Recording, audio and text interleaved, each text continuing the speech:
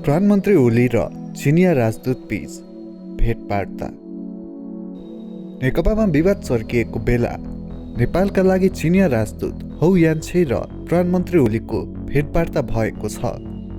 नेकपा फुटको सङ्घारमा रहिरहेको बेला फेरि चिनिया राजदूत हौ यान्छेको सक्रियता बढेको हो। उनले मङ्गलबार राति प्रधानमन्त्री एवं नेकपाका अध्यक्ष केपी शर्मा ओलीसँग भेटवार्ता गरेकी छन्। भेटवार्ता प्रधानमन्त्री निवास बालुवाटारमा करिब 1.5 घण्टासम्म चलेको स्रोतले बताएको छ। यसअघि पनि आन्तरिक विवादका कारण झण्डै फुट नजिक पुगेको नेकपालाई जोगाउन राजदूत यान्छेले महत्त्वपूर्ण भूमिका खेलेको बताइन्छ। गत वैशाखको सचिवालय बैठकमा नेकपा नेताहरूले प्रधानमन्त्री ओलीको राजीनामा मागेपछि विवाद उत्कर्षमा पुगेको थियो। त्यस बेला नेकपाका कार्यकारी अध्यक्ष प्रचण्ड, ओली, माधव नेपाल लगायतका नेताहरूलाई उनले अलग अलग भेटवार्ता गरेकी थिइन्। अहिले फेरि चर्किएको नेकपा विवाद मिलाउन चिनिया राजदूतको सक्रियता पुनः बढेको छ। कतिपयले यसलाई आन्तरिक मामिलामा हस्तक्षेपको रूपमा लिने गरेका छन्। राजदूत हौ र ओली बीचको भेटघाट तथा त्यसको एजेन्डा बारे दुवै तर्फबाट पनि केही खुलाइएको छैन। तर ओलीको विपक्षमा नेकपा केन्द्रीय सचिवालयमा बहुमत बनेपछि यो भेटघाट राजनीतिक परिस्थितिबारे र सरकारको स्थायित्वमाथि नै केन्द्रित रहेको बुझिएको छ। करिब 8 बजे बालुवाटार छिरेकी राजदूत हौ झण्डै 2.5 घण्टापछि बाहिरिएकी थिइन्। गत वैशाख 19 गते केन्द्रीय सचिवालयमा पहिलोपल्ट ओली अल्पमतमा परेपछि राजदूत हौले पार्टीका अर्का अध्यक्ष पुष्पकमल दाहाल प्रचण्ड र वरिष्ठ नेता माधव कुमार नेपालसँग अलग अलग भेटेर भोलिपल्ट निर्धारित केन्द्रीय सचिवालय बैठकमा ओलीलाई सहयोग गर्न आग्रह गरेपछि प्रचण्ड र नेपाल एकाएक दुवैले ओली विरुद्धको एजेन्डालाई स्थगित गरेका थिए। त्योसँग एकताबद्ध भएर अघि बढ्ने उनीहरूले निर्णय गरेका थिए। ओलीको राजीनामाको माग पनि मौन भएको थियो। भारतीय खुफिया एजेन्सी रका प्रमुख सामन्त गोयलको आगमनसँगै चर्किएको नेकपा विवाद व्यवस्थापन गर्न चिनिया राजदूत हौ यान्छे मञ्चमा देखा परेकी छन्। मङ्गलबार राति 10:30 बजे यान्छे बालुवाटारबाट बाहिरिए लगत्तै प्रधानमन्त्री ओली राष्ट्रपति भण्डारीलाई भेट्न शीतल निवास पुगेका थिए। केही हप्तामै वितरण गरिने कोरोना खोपको प्रभावकारिता झण्डै 95%। कोभिड-19 विरुद्ध तयार पारिएको खोपको प्रभावकारिता झण्डै 95% रहेको बताइएको छ। अमेरिकी कम्पनी मोडर्नाका अनुसार सार्वजनिक गरिने तयारीमा रहेको फाइजर भ्याक्सिनको प्रभावकारिता 95% नजिक रहेको तथ्य बाहिर आएको छ। साथै उक्त खोपले कोभिड-19 महामारी अन्त्य गर्नेमा आत्मविश्वास उत्पन्न भएको पनि कम्पनीले जनाएको छ। मोडर्नाले यो तथ्य आउनुलाई महान दिनको रूपमा व्याख्या गरेको छ। साथै यसलाई लिएर केही हप्ताभित्रै खोपको स्वीकृति लिनका लागि आवेदन दिने पनि कम्पनीले जनाएको छ। खोपको परीक्षणमा अमेरिकामा जम्मा 30,000 मानिस सहभागी भएका थिए, जसमध्ये आधालाई 4 हप्ताको अन्तरमा 2 खोप डोज दिएको थियो र बाँकी खोप डमीको रूपमा थिए। खोपको प्रभावकारिता भने पहिलो 95 मा आधारित रहेर व्याख्या गरिएको हो। कम्पनीका अनुसार अनुसन्धानको क्रममा खोपले 94.5% काम गरेको थियो। यस्तै 11 जना गम्भीर प्रकृतिका सङ्क्रमितहरूमाथि पनि खोप लगाउँदा उनीहरूलाई निको भएको र पछि समस्या नदेखिएको अनुसन्धानले देखाएको छ। विश्वव्यापी महामारी विरुद्ध लड्न बन्ने खोपका लागि नेपालले 60 लाख डोजको प्रतिबद्धता पाएको छ। विश्वभर खतरनाक रोग विरुद्ध बालबालिकाले खोप लगाउने संस्था गावी र खोप विकास, उत्पादन र विश्वव्यापी रूपमा समानुपातिक वितरणको अभियान कोभ्याक्सले जुनसुकै खोप बनेको खण्डमा नेपाललाई 60 लाख डोज दिने प्रतिबद्धता जनाएको हो। कोभ्याक्सले राष्ट्र प्रमुखलाई पत्र लेखेर उक्त प्रतिबद्धता जनाएको स्वास्थ्य तथा जनसङ्ख्या मन्त्रालयले जानकारी दिएको छ। मन्त्रालयका प्रवक्ता प्रोफेसर डाक्टर जागेश्वर गौतमले केही समय अघि कोभ्याक्सले खोप बनेको खण्डमा 60 लाख डोज उपलब्ध गराउने प्रतिबद्धता जनाएको बताइएको छ। कोभ्याक्सले राष्ट्र प्रमुखलाई पत्र पठाएर जुनसुकै बेला बनेको खण्डमा 60 लाख डोज उपलब्ध गराउँछौँ भनेर प्रतिबद्धता जनाएको छ।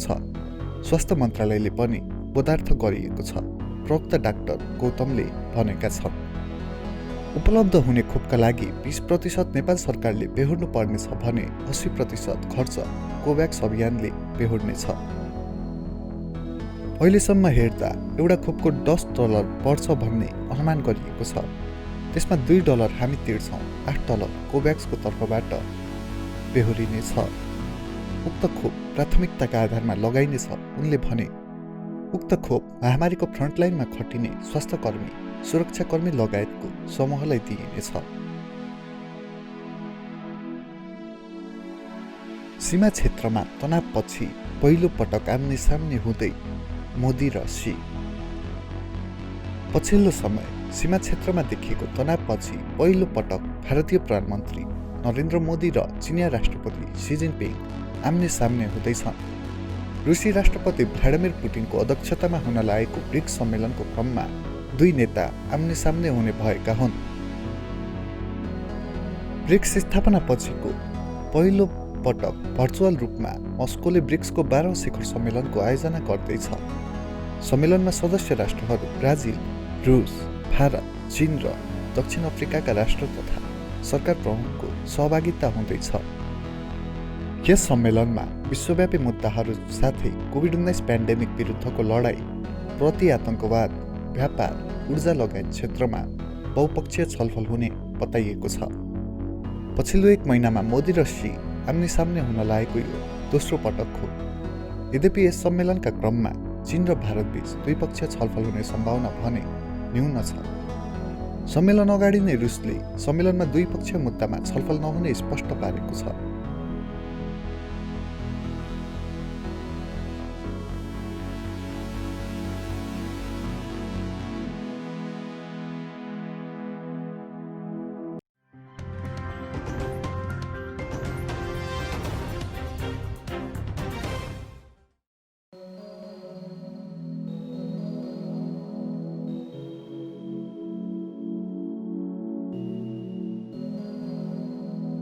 प्रधानमन्त्री ओली र चिनिया राजदूत बीच भेटवार्ता। नेकपामा विवाद चर्किएको बेला नेपालका लागि चिनिया राजदूत हौ यान्छे र प्रधानमन्त्री ओलीको भेटवार्ता भएको छ। नेकपा फुटको सङ्घारमा रहिरहेको बेला फेरि चिनिया राजदूत हौ यान्छेको सक्रियता बढेको हो। उनले मङ्गलबार राति प्रधानमन्त्री एवं नेकपाका अध्यक्ष केपी शर्मा ओलीसँग भेटवार्ता गरेकी छन्। भेटवार्ता प्रधानमन्त्री निवास बालुवाटारमा करिब 1.5 घण्टासम्म चलेको स्रोतले बताएको छ। यसअघि पनि आन्तरिक विवादका कारण झण्डै फुट नजिक पुगेको नेकपालाई जोगाउन राजदूत यान्छेले महत्त्वपूर्ण भूमिका खेलेको बताइन्छ। गत वैशाखको सचिवालय बैठकमा नेकपा नेताहरूले प्रधानमन्त्री ओलीको राजीनामा मागेपछि विवाद उत्कर्षमा पुगेको थियो। त्यसबेला नेकपाका कार्यकारी अध्यक्ष प्रचण्ड, ओली, माधव नेपाल लगायतका नेताहरूलाई उनले अलग अलग भेटवार्ता गरेकी थिइन्। अहिले फेरि चर्किएको नेकपा विवाद मिलाउन चिनिया राजदूतको सक्रियता पुनः बढेको छ। कतिपयले यसलाई आन्तरिक मामिलामा हस्तक्षेपको रूपमा लिने गरेका छन्। राजदूत हौ र ओली बीचको भेटघाट तथा त्यसको एजेन्डा बारे दुवै तर्फबाट पनि केही खुलाइएको छैन। तर ओलीको विपक्षमा नेकपा केन्द्रीय सचिवालयमा बहुमत बनेपछि यो भेटघाट राजनीतिक परिस्थिति बारे र सरकारको स्थायित्वमाथि नै केन्द्रित रहेको बुझिएको छ। करिब 8 बजे बालुवाटार छिरेकी राजदूत हौ झण्डै 2.5 घण्टापछि बाहिरिएकी थिइन्। गत वैशाख 19 गते केन्द्रीय सचिवालयमा पहिलोपल्ट ओली अल्पमतमा परेपछि राजदूत हौले पार्टीका अर्का अध्यक्ष पुष्पकमल दाहाल प्रचण्ड र वरिष्ठ नेता माधव कुमार नेपालसँग अलग अलग भेटेर भोलिपल्ट निर्धारित केन्द्रीय सचिवालय बैठकमा ओलीलाई सहयोग गर्न आग्रह गरेपछि प्रचण्ड र नेपाल एकाएक दुवैले ओली विरुद्धको एजेन्डालाई स्थगित गरेका थिए। त्योसँग एकताबद्ध भएर अघि बढ्ने उनीहरूले निर्णय गरेका थिए। ओलीको राजीनामाको माग पनि मौन भएको थियो। भारतीय खुफिया एजेन्सी रका प्रमुख सामन्त गोयलको आगमनसँगै चर्किएको नेकपा विवाद व्यवस्थापन गर्न चिनिया राजदूत हौ यान्छे मञ्चमा देखा परेकी छन्। मङ्गलबार राति 10:30 बजे यान्छे बालुवाटारबाट बाहिरिए लगत्तै प्रधानमन्त्री ओली राष्ट्रपति भण्डारीलाई भेट्न शीतल निवास पुगेका थिए।